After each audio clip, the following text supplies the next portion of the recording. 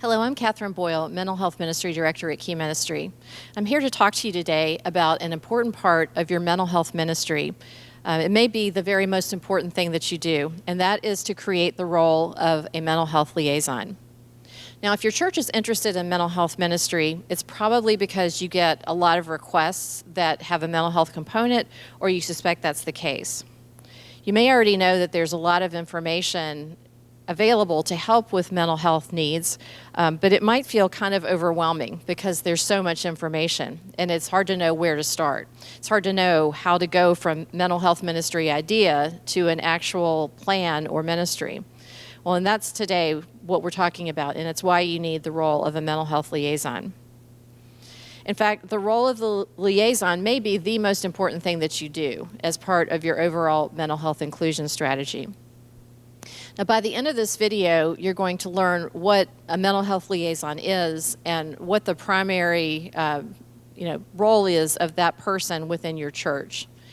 It's going to help you identify candidates to be the mental health liaison from within your faith community and see how the liaison can help launch and then oversee your mental health ministry plan within your faith community.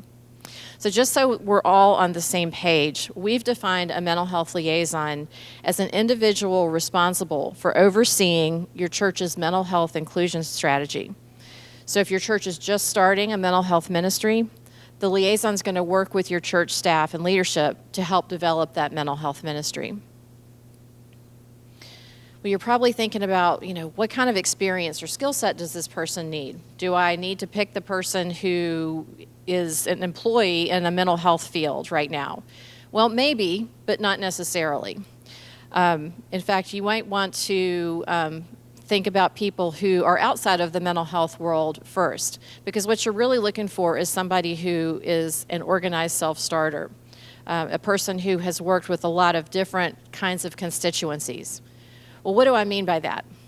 Well, think about, for example, a school counselor. That person works with school administration, they work with other counselors, they may work with other counselors within their school district, they work with teachers, parents, and students, and all of those are working for the end goal of educating the student.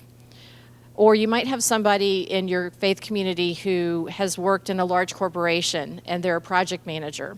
They've had to work with diverse constituencies, whether it's senior management, bringing in outside experts to help develop a new product. They might have had to work with the team that's actually the face of your sales force, working with them to help launch the new product. That's diverse constituencies. That's a lot of what the liaison is going to be doing, working with people both inside your church and outside of your church. And you also want somebody not only who, has, a good background in maybe in project management or being a good self-starter, but you really want somebody who has a teachable spirit. Mental health ministry is really in its infancy across the country, and so there's a lot to learn. And with any new initiative, there's always a lot to learn. So you really want somebody who's willing to dig in and learn and educate themselves where needed. Well, what kind of personal background does the liaison need to have? Well, most of the time, your best leaders are people who have a passion for what they're doing. And passion is usually something personal. So the person who's the good candidate for mental health liaison may have had mental health experience themselves or with a close family member. I would just encourage you that if you do have a candidate who has a mental health condition themselves, just make sure that they're stable enough medically to be able to take on something like this. But just because they have had a mental health diagnosis does not automatically preclude them. In fact, lived experience is one of those concepts in the secular mental health world that's very important. And what that means is that somebody who, for example, has struggled with major depression ought to be able to contribute to, what does support for somebody with major depression look like. That's what lived experience means, and that can certainly apply to ministry. And you definitely want somebody who knows your faith community. You probably want somebody who will be comfortable talking with a lot of different folks in your community. So, the person who's just moved into your area a few months ago, even if they have otherwise great qualifications, they may not be the best person just because they haven't had time to develop relationships where they can reach out and get information quickly. And then spiritually, you really need somebody who gets the need for mental health ministry.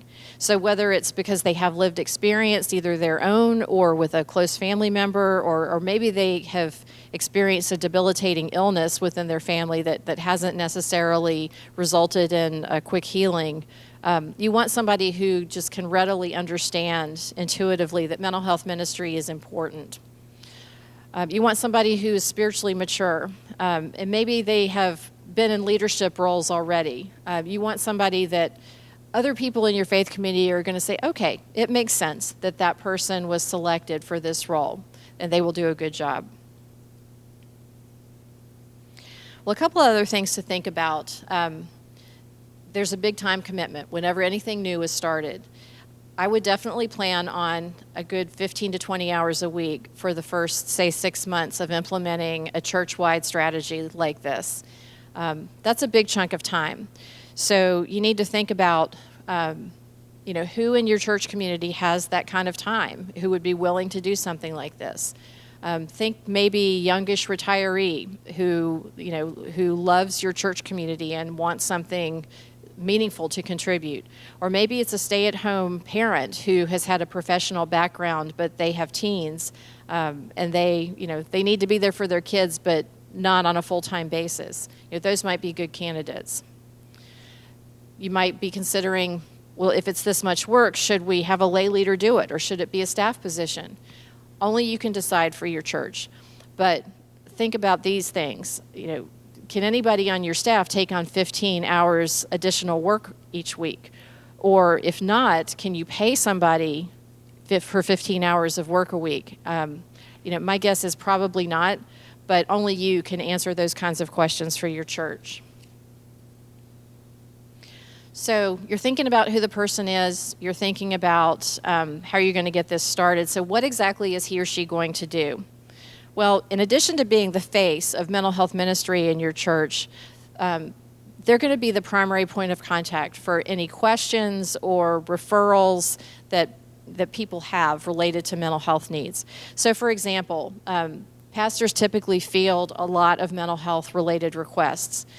The pastors will look to the liaison to be the primary keeper of information for your area. The liaison doesn't have to know every answer off the top of their head, but they are the people that need to be able to say, this is the area where you need to pursue, and I'll get more specific information for you and be able to do that, whatever the mental health concern is. The liaison is going to be somebody who can work with your church staff on an ongoing basis just to advocate for the mental health needs that exist within your church, just to make sure that church leadership remembers and is aware of specific needs of people that have mental health components. Now, if somebody contacts the church as a visitor and they're concerned about mental health related things, but they're interested in attending, the liaison is the person that can talk with them, possibly meet with them, maybe arrange a tour of the facility and just help answer their questions and see that they will be supported if they come to this church.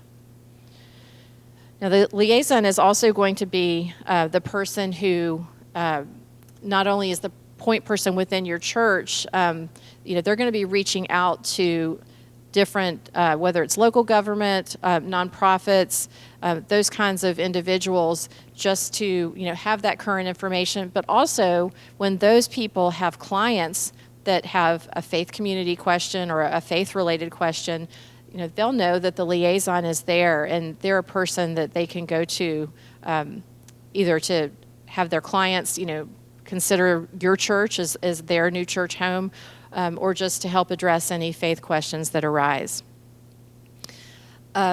Community-based training exists across the country for mental health needs, and the liaison is the person who will help get that set up, work with whether it's the local mental health board or other organizations who provide the training. There are churches across the country who have started doing things like mental health first aid training for any of their staff, and also lay leadership like Sunday school teachers and deacons. And usually this kind of training can be provided pretty quickly by local government organizations. Can be provided either at no cost or very low cost. So the liaison's in charge of getting that set up as well. And then there may be some things that are just outside of the scope of what's presented here or what you see in our other mental health related videos, but that's why Key Ministry is here. You know, we're connected to churches across the country. We can help you answer your questions that maybe you're having a hard time with. So, you know, don't hesitate to reach out and contact us. Well, what I've just described are many of the things that will be visible, that will be seen by the faith community, by your faith community of what the liaison is doing. But like any initiative, there's a lot that goes on behind the scenes as well. So any good plan should have some, you know, things that you want to accomplish and then go back and measure to see if you're meeting your goals. So the liaison will work with your church leadership to see, are you meeting your ministry goals and where do we need to make changes? The liaison will work with your church staff and your lay leadership to make sure that communications, whether it's in the big room or whether it's in small groups or anything in between, is positive and factual about mental health related issues. The liaison is going to work with the small group leadership to make sure that mental health needs that come to light within the small groups are met, and that the small groups know how to help the people that are bringing forth their mental health needs. You know, small group ministry is where real relationships exist and you know, where daily struggles are shared. So, you know, definitely anticipate that the liaison will work with small group leadership a lot.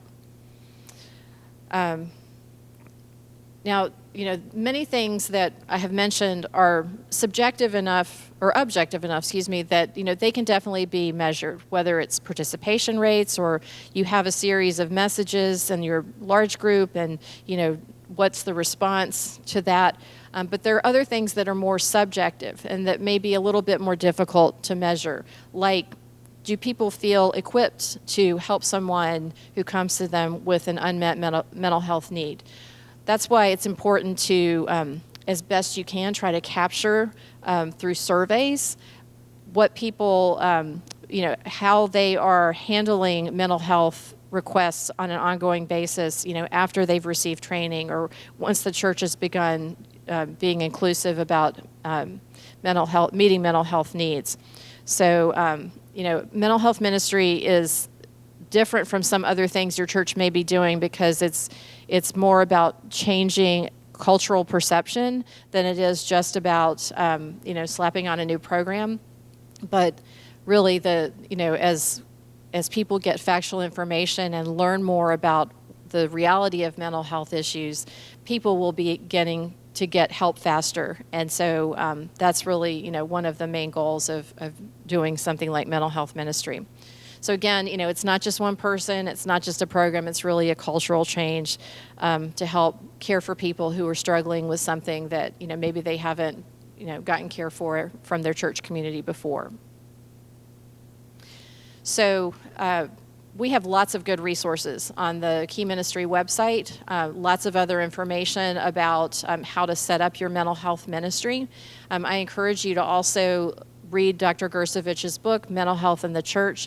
There's lots of good information and ideas and information about what's being done across the country. So definitely stay connected with us. You can follow us on various social media. We have lots of resources, and you know, if there is anything that you have a question about or you don't see on our website or online information and you just need some help, feel free to reach out to us and we'll be happy to consult with you. Thanks for watching.